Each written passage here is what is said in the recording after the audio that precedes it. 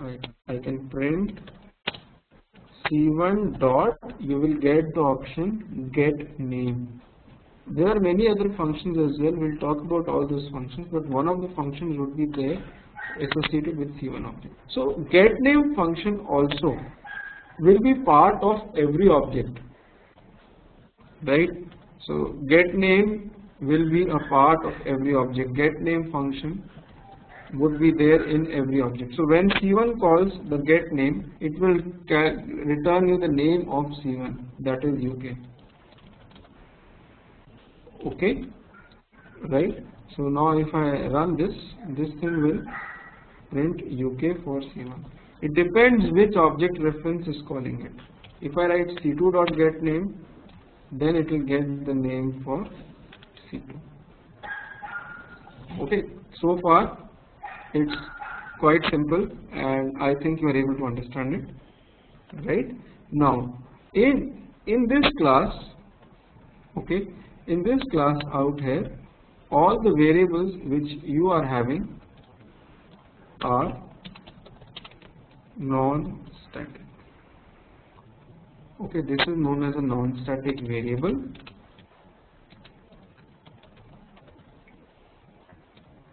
Right, and this is a non-static function.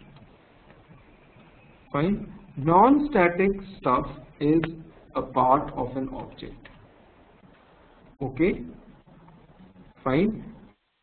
Right, now if there is something which is common for all the objects of the country class, right?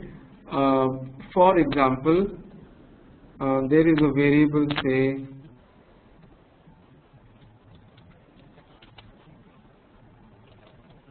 string planet. Okay, say there is a variable string planet, right? Now all the countries, they belong to the same planet, right? Okay, so we will make this static.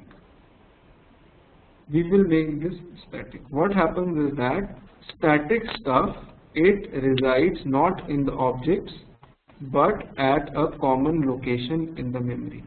It can be accessed from that location by all the objects, right? And you don't need objects to access the static stuff. You can simply write country class dot planet, you will get the option equals to Earth. So all the countries would have the planet as Earth. Static variables can be accessed directly with the class name dot the variable or the function name. Or for example, there is a static function. For example, public static void. Void means that the function is not returning you anything, right? And say the function is some XYZ function which is there, which is common for all the countries, a feature which is common for all the countries. So it will be static in nature, and you can call that directly by country name dot XYZ. But for accessing the other non-static variables or non-static functions, you need to create objects, because those are the object, those are the part of the objects. So this is a static variable and this is a static function. So there are two types of variables, non-static variables and static variables, and two types of functions, non-static functions and static functions. Non-static functions, they are the part of the objects, and non-static variables are also the part of the objects, but static stuff, you can access it directly without creating the object as well. Fine? Okay. Now, let's move to Selenium and see how this is used in Selenium Webdriver. Okay. Right. Now, to work with WebDriver, first thing is that you need to configure Selenium WebDriver in Eclipse. Selenium is not installed. The jars of Selenium are downloaded. So I'll teach you the concept of jar files in Java first. Okay, if you go to the location where this project is lying, this is the Day1 project, fine. This is lying at this location. In the source folder, you will see all the Java files which I have created. Okay, in the bin folder, you will actually end up seeing the class files corresponding to every Java file. Every Java file is converted to a class file. Okay, and this class file is actually executed. This is a kind of executable file. If you open up a class file, you will not be able to understand anything. Suppose if I open Notepad, you will not be able to understand anything. Okay, now we generally give the clients the class file. Okay, but the problem is, if I have a large number of class files, say there are 1000 Java files in my project, and corresponding to every Java file I end up making a class file. So how do I deliver all the classes to the client? So the general answer can be, you zip all the class files in some zip file and send it to the client. Or in Java, we call that zip file a kind of file known as jar file, Java archive file. Okay, and similarly, when you install Java on your machine, this is Java which is installed on your machine, nothing but the jar files are downloaded from the net and they are installed on your machine. Each jar file has got number of class files. For example, I expand this, you will see many class files in every jar file. Okay. Similarly, the Selenium guys, they have given the jar files of Selenium with which you have to work. Okay, so those jar files, they can be downloaded from the net. All you need to do is that you need to go to Google and just type download Selenium. Go to the download Selenium page and you can go to this download option over here. Okay, click on this. The latest versions 2.25 will be downloaded. In my machine it is at this location. I have 2.24 actually, one version prior, but for learning it is more than enough. Okay, so this is the version, right? You open it, you will see the 2 jar files of Selenium, right? And along with it, there are other jar files which are present in the library as well. So you need to import these jar files into Eclipse, right? And then start using the classes present in Selenium. So all you need to do is that to add those jar files in Eclipse project Day1, you right click on the project and go to the properties. Fine. You go to the properties and then you go to Java build path. After going to Java build path, you go to libraries section out here. Okay. Under the library section, you click on add external jars and add the jar files of Selenium which you have downloaded. Now many times people make a mistake. They make a mistake that they only import these 2 jar files into Eclipse. Along with these 2 jar files, you also have to add the other jar files under the library section. You have to get all these jar files as well. So when you do this, you get a reference library section under which you get all the jar files of Selenium. Fine. So you need to configure Selenium like this. Selenium is configured. Many times I have heard people telling me, will you guide me how to install Selenium, or how do I install Selenium? Selenium is not installed. It is configured. I never ran a exe file or something. It is configured in my Eclipse project now. Now I can start using Selenium. Okay. Now to use Selenium, you need to go inside the documentation known as Java doc, right? And these are all the classes. On the left hand side, you will see a section called all classes. These are all the classes in Selenium. Whosoever made Selenium made so many classes. You really don't need to do anything, but you need to understand what all is there in these classes, and you need to make objects of many classes out here. For example, to work with Firefox driver, you have a class called Firefox driver. Okay, you go to this class, it will tell you, it will load the documentation of this class. Hold on, right? Okay, and implementation that basically drives the Firefox window. You have to use this, okay, class to make Selenium work with Firefox. Okay, now all I need to do is, after importing the jar files, I'll create a new class. I'll name that class as sample Selenium. Okay, now in this class, if I create the object of Firefox driver, I write new Firefox driver, and you'll get an error. You need to move your mouse over the error and select the option import Firefox driver org.openqa.selenium.firefox. Okay, select this option, you will see an import statement coming up. The Firefox driver class is actually imported from the jar files out here in reference libraries. Okay, when you run this program, when you run this, a blank Firefox window will open up.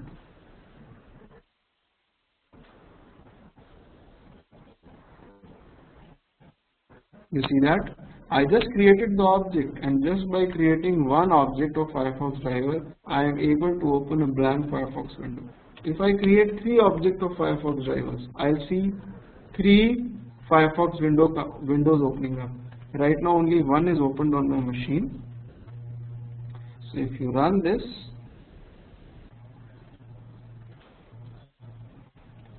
hold on,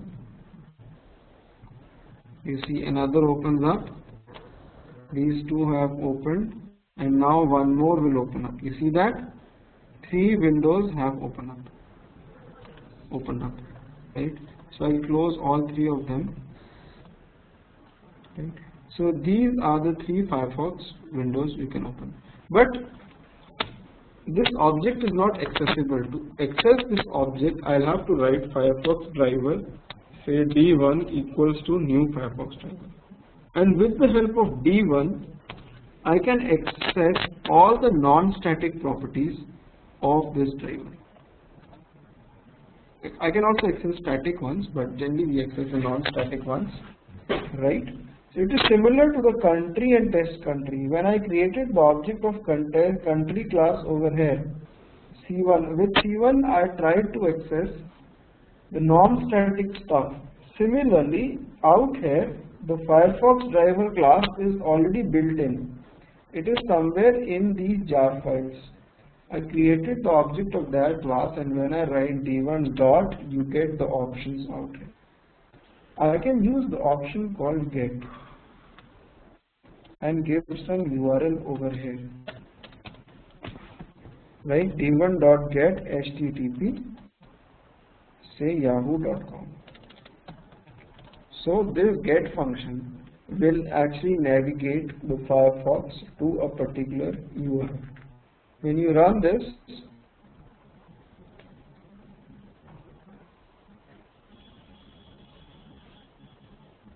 you will see the Firefox opening up and navigating to Yahoo. Right? Now, what about Chrome and IE? For every browser, we have a different driver. Firefox driver is there. Now we have something known as Chrome driver as well. I'll write Chrome driver equals to new Chrome driver. Okay. There is a Chrome driver class which is an inbuilt class. It is there in the documentation out here.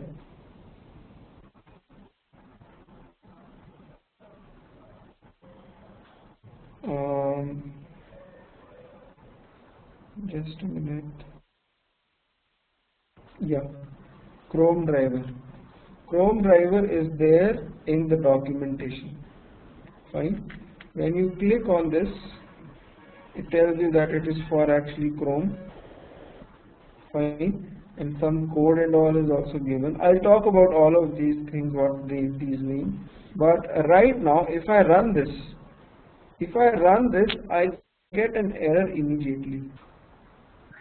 The error is an exception, illegal state exception, and if you read it carefully, it says that the path to a driver executable. Don't be afraid from errors. Always try to read them. Fine. It says the path to driver executable must be set by the webdriver.chrome.driver system property. Okay. So if you copy this system property, you have to set this system property to work with this class. Okay. Now how do you do that? To do that, you have to download an exe file for Chrome driver from the Selenium site. Hold on. If you look at this site, out here you have the Chrome on download page. Hold on.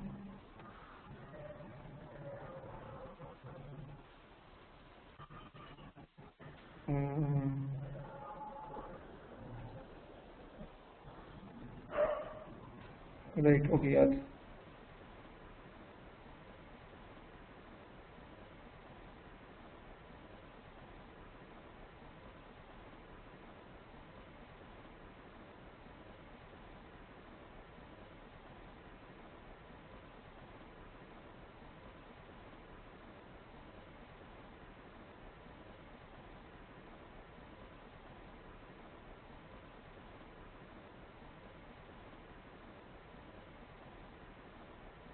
You click on this link over here for Windows. I have a Windows 32-bit machine, right?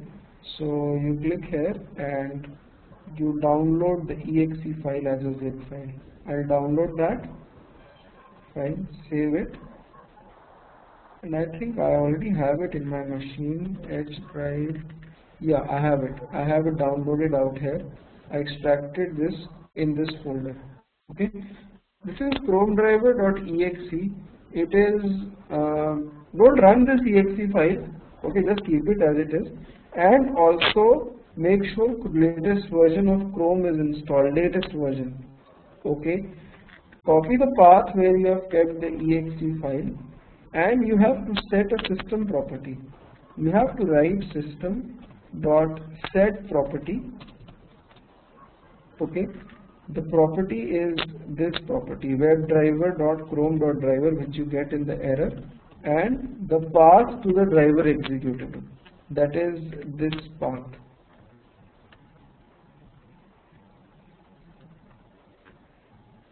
It is mandatory to use this exe file for Chrome. Give a double slash. This exe file is given by Chrome guys only. Chrome is made by Google and Google is also made Selenium. So they make sure that everything works on Chrome with Selenium. So you set the system property, and now when you run this, you will see a blank Chrome opening up. You see that, right? And now when you write the same command, driver.get, it will take you to a particular URL, that is say you can write http yahoo.com. So this will take Chrome to Yahoo. If I run this,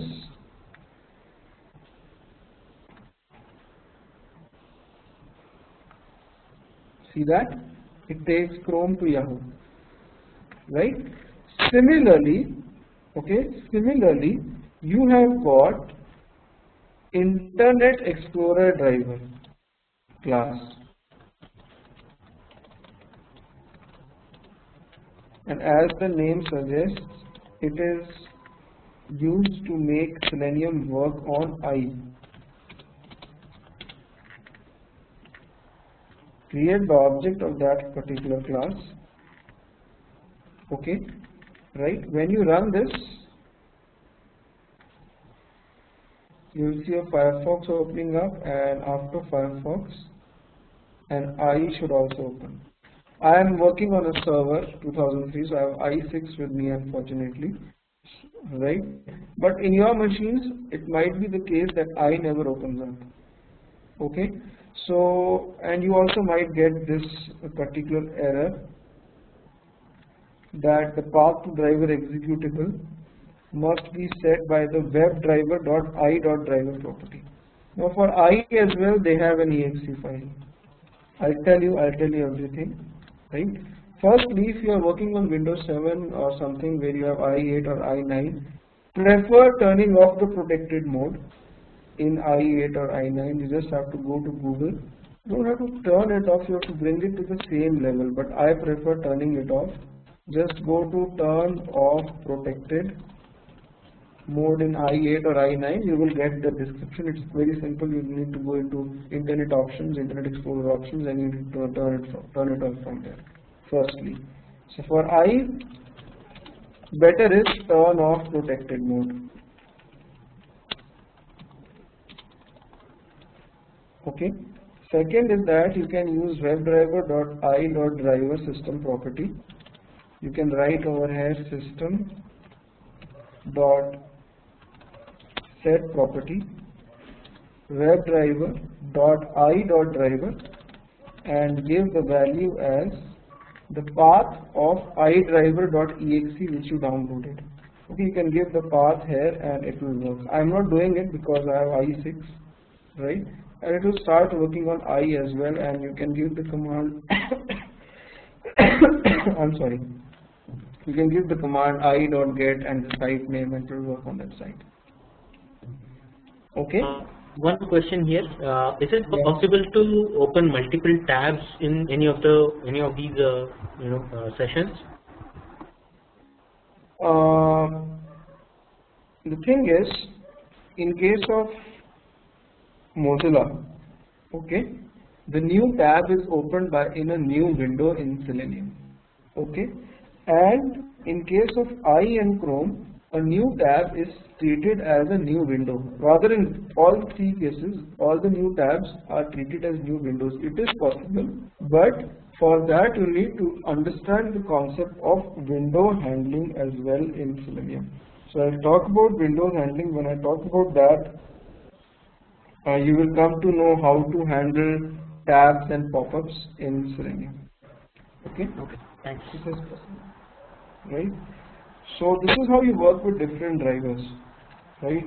Now the point is, iDriver is separate class, Chrome driver is separate class, Firefox driver is separate class. Do I need to know all the functions which are present in all the three classes? Now these classes are internal classes.